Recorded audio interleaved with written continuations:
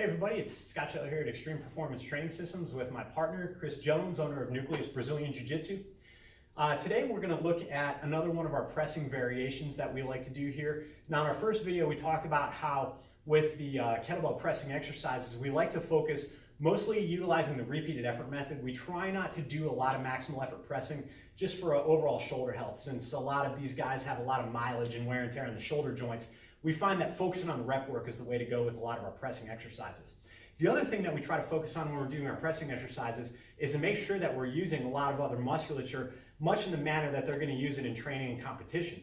So one of our favorite pressing variations is the kettlebell floor press, and we like to do this with an alternating pressing fashion so that we're working a lot of torso musculature.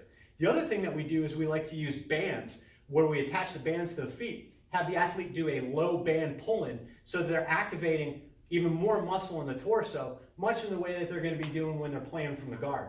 So to do this exercise, you want to lay down on the ground, take your kettlebells on each side of the body, and this is like doing a bench press except you're laying on the floor, which is why I call it the floor press. So with the band, you want to hook the feet inside the band.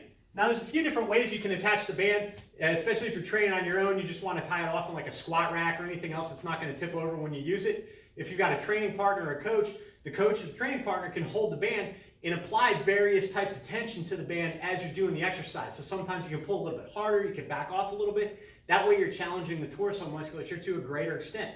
So I'm just going to put a little pressure on the band here. Chris is going to pull his knees in, keeping his hip flexors and his abs tight. And then he's going to do his presses by pressing one kettlebell at a time in an alternating fashion. By doing it in an alternating fashion, you see a little bit of rotation coming in the torso, so we're using a lot more muscle throughout the torso, the hips, and the lower back. Like I said earlier, just like when you're playing from the guard.